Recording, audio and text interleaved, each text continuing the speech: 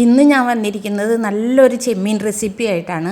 ചെമ്മീൻ roast ചെയ്യാറില്ലേ, ചെമ്മീൻ roast ചെയ്തതൊന്ന് ഉണ്ടാക്കി നോക്കാം. നമുക്ക് ഒരു 1/2 കിലോ ചെമ്മീൻ എടുത്തിട്ടുണ്ട്, നല്ലപോലെ ക്ലീൻ ചെയ്ത് എടുത്തിട്ടുണ്ട്. അതിലേക്ക് നമുക്ക് 1 ടീസ്പൂണ് മുളക് പൊടിയും 1/2 ടീസ്പൂണ് മഞ്ഞൾപ്പൊടിയും അതുപോലെ 1/4 ടീസ്പൂണ് ഉപ്പും കൂടി ഇട്ട് നല്ല രീതിയിലൊന്ന് മാരിനേറ്റ് ചെയ്ത് വെക്കാം. നല്ലപോലെ ഒന്ന് തിരുമ്മി പിടിപ്പിക്കുക.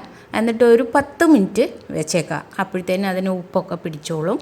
എന്നിട്ട് നമുക്കൊരു പാൻ അടപ്പത്ത് വെച്ചിട്ട് അതിലേക്ക് ഒരു 2 ടേബിൾ സ്പൂണ് വെളിച്ചെണ്ണ ഒഴിച്ച് അതിലേക്ക് അല്പം കറിവേപ്പില ഇടുക. അപ്പോൾ നമുക്ക് പാനും അത് പിടിക്കില്ല.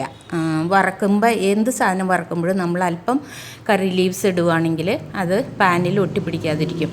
അതുപോലെ നല്ല ടേസ്റ്റും നല്ല സ്മെല്ലും ഉണ്ടാവും. എന്നിട്ട് ഇതെല്ലാം വറുത്ത് ചെമ്മീനെല്ലാം വറുത്ത് ഒരു പാത്രത്തിലേക്ക് പകർത്തുക.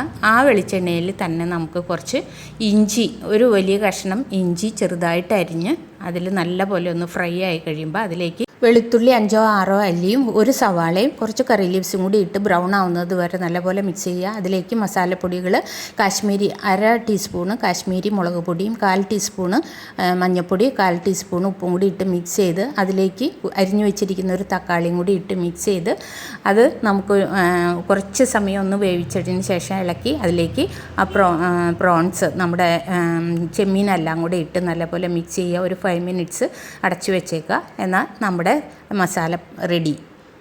ചെമ്മീൻ റോസ്റ്റ് ചെയ്തത് കൂട്ടി നമുക്കൊന്ന് ചോറുണ്ണാം. നല്ല ചൂടൻ ചോറിൻ്റെ കൂടെ മാങ്ങയും പാവയ്ക്കയും പാലൊഴിഞ്ഞ് വെച്ചതും പയറ് തോരനും കുറച്ച് മാങ്ങ അച്ചാറും പിന്നെ ഈ ചെമ്മീൻ മസാലയും കൂടി കൂട്ടി ഒന്ന് ഉണ്ടാലോ.